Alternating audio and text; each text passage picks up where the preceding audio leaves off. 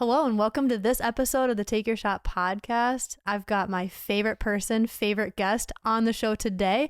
Huge honor and privilege. He made his way all the way over to the studio to record with me in person. Okay, it's Luke. It's the other half of Lulle Photo and Film. Hey, everyone. Hello, welcome. Luke, how are you feeling today? I'm feeling great. Yeah? Feeling great. You excited to be on the show? Make my way to the studio. Thank you. Thank you so much for taking time out of your day to be here. Our in-home studio, I should say. Yeah. Anyway, for those of you who don't know, Luke is my husband, and we started our first business together back in 2016. Turned into my full-time job as a wedding photographer, and he does videography, so it's been super fun. And yeah, I'm really excited to have him on the show today. We're going to be talking about a little bit about Q4, the season we're in, and just kind of what it looks like to invest in your business. And then we're also going to talk about the importance of workshops. And if you stick around to the end, we've got a really big announcement if you haven't quite heard. And so would love to have you along for the ride. Yeah. But it's going to be a good episode. Luke, do you want to tell our listeners what we're going to be talking about today? Yeah, so it is the end of the year. It's November as we're recording this, the week of Thanksgiving that's coming up. But for most wedding photographers and videographers, it's towards the end of the year that things start slowing down, right? Like your weddings are wrapping up. Hopefully you're making progress on your editing queue. And a lot of people call this slow season, at least here in the Midwest.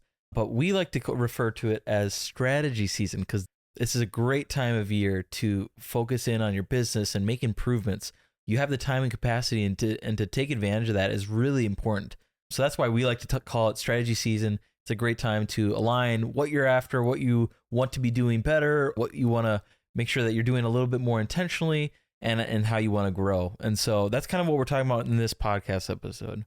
Totally. And when it comes to strategy and just overall investing in your business, that can look like so many different ways, and each business is different. And so as the owner of your business, this time I really love to just be diving in and looking at, okay, let's reflect on the past year. Let's look at, okay, what went really well, right? I have this framework that I learned when I was working my corporate job. It's called start, stop, continue. So what do I want to start implementing in my business in the upcoming year?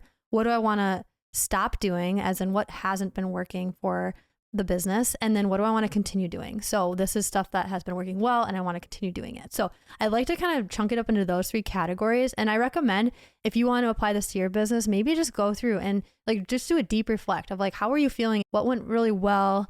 What do you want to continue doing? What do you want to stop doing? What do you want to start doing?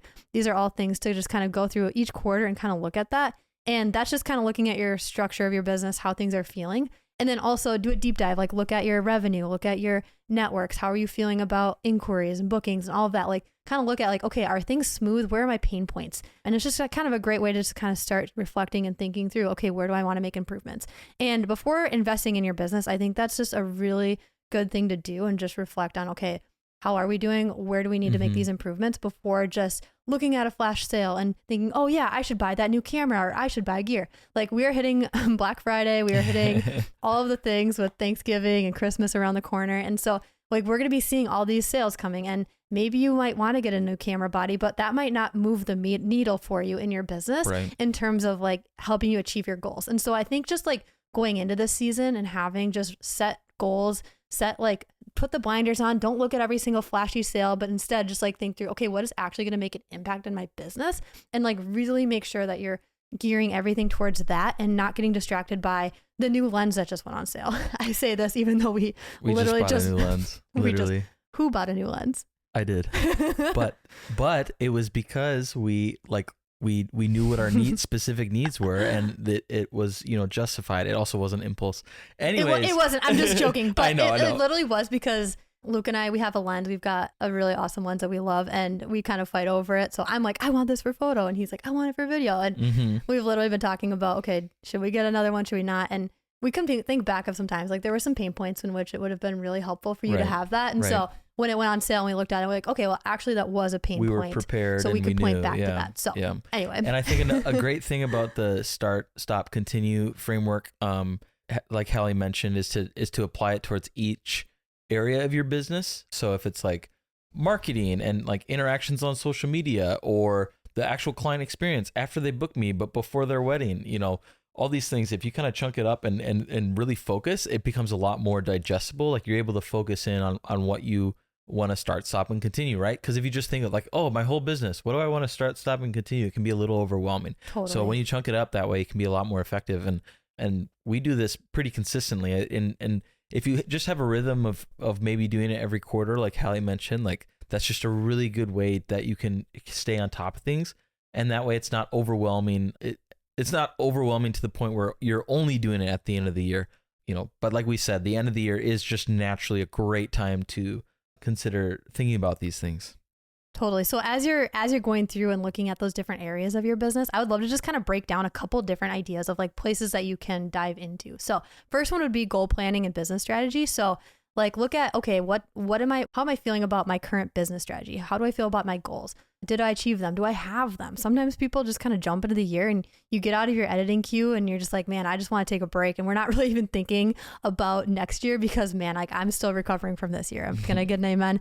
And so I just think it's so important though to just celebrate the wins, take it all in and like really celebrate the goals that you did achieve, but then also, think ahead of like, okay, what do you need to go forward with? So kind of applying that start, stop, continue is just a great organized way to kind of reflect on your plans or your goals and your planning and business strategy. Okay, that's kind of like, okay, goals, those are very tangible.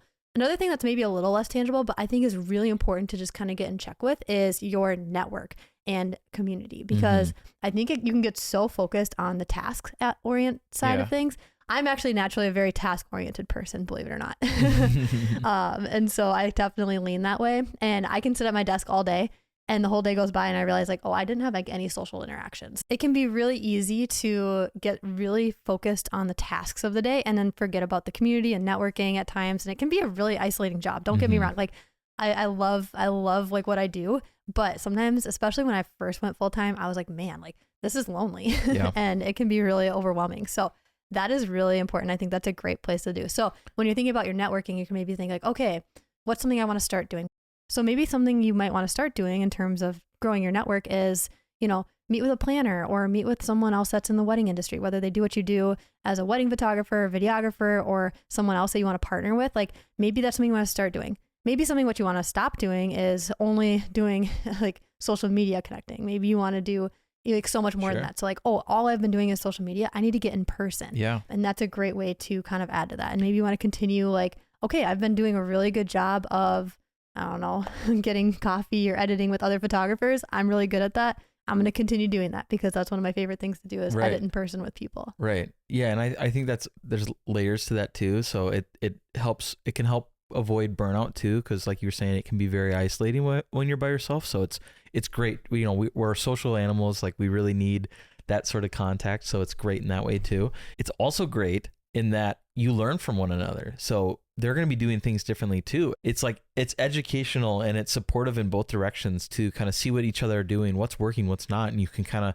of reflect on these things together, or they just naturally come up when you're around others, and you can really learn and come up with new ideas to improve each other's businesses as you're just hanging out. I know that when Halle, when you started getting more connected in the local photography scene, like you made some great friends and you learned some really good things and were able to support others as well. And yeah, it's just such a benefit. And so building that network is great for a whole bunch of reasons. It can also just build out your referral network. If these people enjoy you, know that you're a good person who does good work, they're more likely to recommend you if they're not able to shoot someone's wedding. Like they're like, oh, Halle and Luke, they do a great job and I'll recommend them. And so those referrals are a great way too to get business that way. Or like Halle said too, connecting with planners. Like they connect with a couple really early on in the process. And so if you have actual genuine relationships with them, then that can go a long way too, because they know you and they trust you that you're going to take care of your clients. Totally. And I think not only, I want to connect with people and thinking, how is this going to benefit me? I don't think it's really good to go into that with that kind of mindset. But honestly, like, how can like you make the industry better? Like, what do you have to help encourage other people? Like, I absolutely love connecting with other photographers. And there are times where there are photographers I refer people to, and they might not have ever referred me, but that's totally fine. I'm not like doing it for that. And maybe that's just because I get more inquiries or what, but like, I'm not doing it because I expect that in return. Right. There are plenty of people who refer us, and I think that's always awesome. And I always am greatly thankful for that. but everyone is just so different. And I think it's so important to just like acknowledge, like, what do other people have to bring to the table? What can you learn from them? But also what can you bring to the table too? Like, I think just really fostering a mentality of community and growing and just like always bettering other people and like trying to, I don't know, they say iron sharpens iron. I think it's just so true. Like for me, everything in the business changed when I started getting more connected, and it felt more like, man, like this is an awesome job, an awesome community. I got more excited to go to work because of the people I get to work with. And so like creating your own coworkers. Even last month, I like booked an Airbnb with some other photographers, and the three of us just like went, locked down, we got meals, and we just like edited the entire time, got completely caught up on all of our, or I got caught up on all my editing. And so it was just so great to like walk away feeling like, man, I just got to do that. And I could have just sat at home at my desk, but instead went to an Airbnb with a hot tub. Heck yeah, let's do this. It was super fun. So I think networking is a great place to look at. I think another area in which I think it's really important to apply these principles and just kind of evaluate as you reflect is updating your systems and workflows. So like think about your business in terms of time. Time is a huge currency. It's actually the one currency in life you cannot get back. Once it's spent, it's done. Deep. Yeah, I know. It's super valuable. And so as you're looking at your time, like look at, okay, where am I spending the most time in my business? And maybe think through, like, okay, am I being the most efficient in that? Are you copying and pasting every single email? Or do you have any automation set up? Is there any repeatable tasks that you could be doing? I mean, it's just looking through kind of each step of the process. What am I doing, to onboard clients? Like, how am I attracting them? And, there's things that you're doing over and over for each client, even if it's completely personalized, and we really suggest making things personal for clients. But at the same time, you are doing similar steps over and over. So how can you make sure that you're consistent with that and in a way that is easier for you to do that? So whether it's you've created out email templates that you still click and apply, or you set up those automations in your CRM and customize maybe the first sentence or two so it's a little bit more personal to them each time it happens, but it's all just ready to go for like 1 or 2 clicks away. Things like that dramatically can make the client experience better, as well as your time more well spent. No joke, earlier today, we got a few emails back from clients. And what it was from is we had an automated email that goes out like, hey, we're 50 days out from your wedding and we're so excited for you. Could you fill out this questionnaire? And sure, maybe the message wasn't, necessarily personal, and it was from an automated workflow, but they saw that and they were very touched by that, and they were so excited. And then that just opened up actual conversation with us. And it's just things like that where like we didn't even have to keep track of that mentally or on like a task board. It just happened. And as a result, the client is even more excited to work with us. Totally. And I think just like looking for ways to continue to build connections, but do it in a way that doesn't necessarily take all your time. Right. And now I've got automations where it's like, okay, let's set up a meeting, or let's talk about this and how can I support you? Or what are your thoughts on this idea? Like I have things in our workflow that are genuine and I do want to talk through those. It's just about doing it at the right time. It's so easy to just get lost in the shuffle of like, oh, I have this whole list of things I need to send out or questionnaires I need to send. And maybe you get overwhelmed and you're also editing and you don't remember to send it. Like it's just way too much to keep track of. And one of our favorite tools to use this is actually Dubsado. And in the show notes, I'm going to link a link to if you want to get a discount on that. It's an amazing CRM. It's really customizable. We love it. So check it out if you'd like. But getting a CRM, whether it's Dubsado, which we use, or Honeybook, or one of the big ones, like it is a game changer. I don't know a single person who's signed up for a CRM and said that it didn't change their life. So especially if you're coming from nothing and doing it manually, it's a game changer. Right. Highly recommend. Right. So yeah, looking at your workflows is huge. And then another area I think that's really important to do a review on is looking at your portfolio. Yeah. It's so important just to review and think through in terms of not only, okay, do I like the work that I'm putting out? Is it beautiful? Do I like my edits and that? But also like, is it attracting the clients you want to work with? Is it actually like going to serve your business in the long term when you think through, okay, what kind of weddings do I want to do next year? Maybe you have a great editing style. Maybe you absolutely love the weddings you were doing, but maybe there's something else you are looking for. Like, oh, I really want to shoot in a destination, or I want to try doing elopements. And I really like this style, but I just haven't had anyone book me for that yet.